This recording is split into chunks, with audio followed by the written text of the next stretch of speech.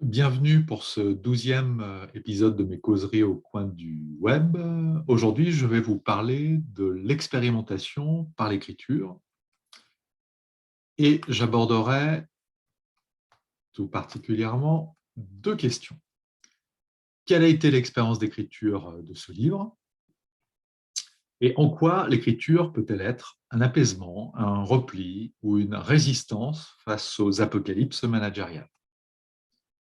Alors tout d'abord, j'ai envie de dire vive les livres, constatant que les mondes entrepreneuriaux, managériaux, universitaires manquent fortement des temporalités de la lecture livresque. Je pense qu'on lit très peu de livres, même dans le monde universitaire. Je pense qu'il en va de même dans le monde du management. Et je pense que c'est quelque chose d'extrêmement important dans un monde où les problèmes ont aussi des temporalités. Voilà, cette question est extrêmement importante. On et je sont écrits autant qu'on ou j'écris. Il y a de véritables passivités qui sont à l'œuvre dans l'écriture. Voilà, quand vous tapez sur un clavier, quand vous écrivez, vous ne pensez pas à ce que vous faites et faites-en l'expérience. Si vous essayez d'être trop dans l'activité de taper sur votre clavier. Si vous vous redemandez où sont les touches sur lesquelles vous allez appuyer, vous allez voir que ça va même vous gêner. Il y a donc beaucoup de passivité dans l'écriture, comme il y en a d'ailleurs dans la lecture. Quand vous lisez, vous ne reconnaissez pas chacune des lettres qui est à l'intérieur des mots que vous lisez. Il y a des formes, il y a des mouvements, il y a des ruptures qui apparaissent, qui vous habitent déjà, qui sont amendées au fil de la lecture, qui sont projetées, revisitées, etc. Il y a donc des flux. L'écriture découvre, et se découvre aussi activement, il y a des passivités, mais il y a aussi des activités, l'une étant dans le flux l'envers de l'autre. Elle relie, elle événementialise, elle expose, on s'expose dans le travail d'écriture. Parfois, elle pose et elle verticalise notre relation turbulente au monde. L'écriture comme la lecture sont flux, mais elles sont aussi l'occasion de se poser. Elles nous posent et elles créent une paradoxale verticalité dans le flux. Pour le chercheur comme pour l'entrepreneur et le manager, elle permet de devenir ce que l'on est. Elle permet des différentialités, cette écriture exploratrice vers un commun. Surtout si on essaye d'écrire à plusieurs un même document, si on partage les écritures, si on rapproche les écritures. Donc elle permet des différentialités vers un commun, fait de différences harmonisées ou génératives de dialogue. L'écriture relie les événements managériaux pour en prendre soin. Je pense que euh, tout manager, toute manageuse devrait tenir un carnet auto-ethnographique sur son activité professionnelle, sur sa vie en général. Cette écriture, elle permet aussi d'oublier et d'avancer. On écrit aussi pour évacuer, on écrit pour oublier, paradoxalement, tout autant que pour construire une mémoire et la partager. Alors, dans le livre, il y a une partie dans laquelle l'écriture s'est faite particulièrement expérimentation, c'est le chapitre 4 sur la scène du dîner, où j'ai fait rencontrer des personnages qui auraient pu et qui auraient dû se rencontrer, vu leur géographie sur Manhattan. J'ai souhaité les faire rencontrer pour voir ce que ça pouvait produire. Donc, ces personnages sont James Burnham, professeur de philosophie à NYU, auteur de Managerial Revolution, spectateur et acteur aussi du management, de son présent. Norbert Wiener, un des pères fondateurs de la cybernétique, et Antoine de Saint-Exupéry, un peu contrepoint des deux, grand penseur et acteur du sensible. Donc j'ai essayé de travailler l'écriture d'une scène, une partie fictionnelle assumée dans ce travail, mais une scène extrêmement documentée. Documentée sur les acteurs, documentée sur le lieu, le restaurant, sur Central Park, sur les actes de promenade, documentée sur une atmosphère.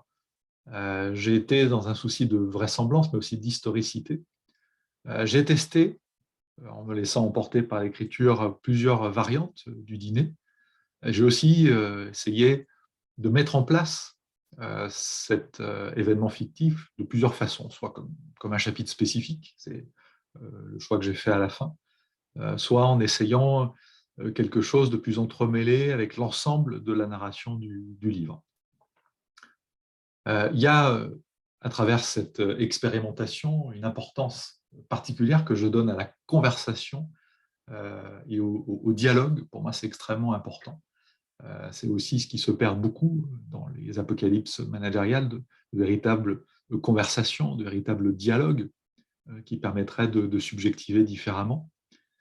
Et tout en ayant conscience dans cet exercice du mode assez dépareillé de ma narration, un peu comme il y a des salons avec des meubles dépareillés. Je suis conscient d'avoir construit un livre dont les modes de narration sont de façon assumée dépareillés, avec cette arrivée de ce chapitre fictionnel qui est une rupture assumée dans la narration plus large du livre. J'ai souhaité explorer les voies de la rencontre, sentir les voix de mes personnages, sentir la vie dans l'écriture, être dans une écriture vivante, un présent vivant, avec ses surgissements, ses ambiguïtés, ses hésitations pour moi-même. Je me suis surpris parce que cette scène produisait. Je ne m'attendais pas à ce point final. Et c'est la même chose finalement pour l'ensemble du livre. J'ai été étonné d'être emporté par le galop de l'écriture. J'avais déjà écrit des livres avant, mais plus dans le carcan et dans certains canons universitaires. J'avais déjà écrit des articles, ce qui est totalement différent. Mais là, avec ce livre de 600 pages et cet espace que j'ai souhaité me donner, j'avoue qu'il s'est passé quelque chose de très étonnant. Le livre lui-même est devenu une expérience de vie assez extraordinaire. Et je pense que la plupart du temps, on ne dit pas ça de l'écriture. On dit qu'on a vécu une expérience de vie en allant voyager au bout du monde, avec un accident, une maladie, etc. Peut-être plus rarement pour l'écriture d'un livre, puisqu'a priori, vu de loin, on semble maîtriser ce qui se passe.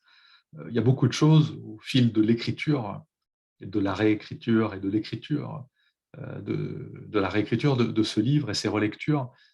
Voilà, il y a eu beaucoup de surprises, en même temps de douleurs. C'est beaucoup de travail pour arriver à quelque chose de lisible, travailler un peu une esthétique, ce qui n'est pas mon fort. Et c'est vrai que voilà, il y a beaucoup de travail lié à ce flux de l'écriture. Pour terminer, j'aimerais inviter mes lecteurs et mes lectrices, en particulier, à lire un article publié dans une revue qui s'appelle Organization et qui a été écrit par Jenny Elin, qui est professeure de théorie des organisations à Uppsala. L'article s'intitule Temporality Lost, A Feminist Invitation to Vertical Writing that Checks the Ground. Et c'est un article brillant, extrêmement intéressant, très stimulant, que je trouve intéressant pour des personnes qui souhaiteraient approfondir la thématique de cet épisode. Voilà, c'était un épisode particulier pour moi. J'avoue que j'avais peu conscience de l'importance de l'écriture, du processus d'écriture lui-même. C'est venu principalement par des questions, en particulier de deux lectrices que je remercie. Je n'avais pas conscience, étant peut-être trop de l'intérieur, de l'importance de l'écriture elle-même et même de questions techniques qu'il pouvait y avoir parfois et auxquelles j'ai été confronté effectivement dans l'écriture. Je vous remercie tous et toutes pour votre patience et votre attention. Et n'hésitez pas, si vous avez des commentaires ou des questions, à me les envoyer. à l'adresse devojani@dauphine.fr. À très bientôt.